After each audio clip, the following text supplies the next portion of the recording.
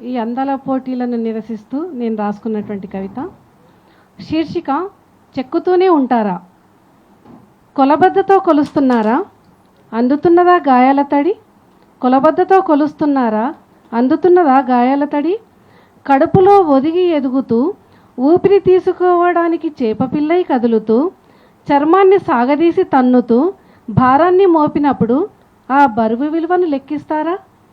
నిలువునా చీల్చి రక్తపు మడుగులో ఈదుతూ, నిలువునా చీల్చి రక్తపు మడుగులో ఈదుతూ నేలపై మొదటి శ్వాస తీసుకున్న మరో దేహపు ఉనికిని, నేలపై మొదటి శ్వాస తీసుకున్న మరో దేహపు ఉనికిని లోకానికి అందించిన మాతృత్వపు మాధుర్యాన్ని ఏమని తూకం వేస్తారు?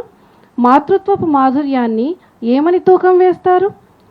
సలుపుతున్న పాలిండ్లను లేత పెదవులకు అందించి, సలుపుతున్న పాలిండ్లను లేత పెదవులకు అందించి విలవిలలాడే నొప్పి నుండి కన్నీటి పొరల మధ్య, విలవిలలాడే నొప్పి నుండి కన్నీటి పొరల మధ్య మీ చిరునవ్వుకు పొంగి మురిసిన మనసుకు ఎంత మూల్యం చెల్లిస్తారు?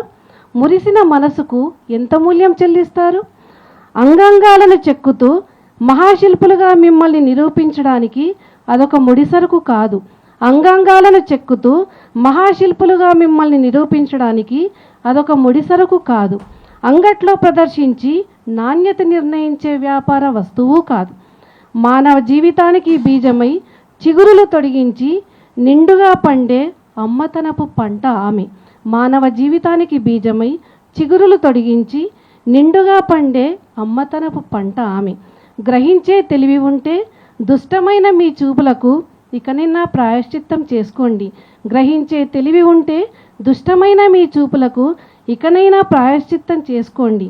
ఎండిపోయిన కొమ్మను కాదు, పచ్చని ప్రకృతి లాస్యాన్ని ఆమెలో దర్శించండి. ఎండిపోయిన కొమ్మను కాదు, పచ్చని ప్రకృతి లాస్యాన్ని ఆమెలో దర్శించండి. ధన్యవాదాలు.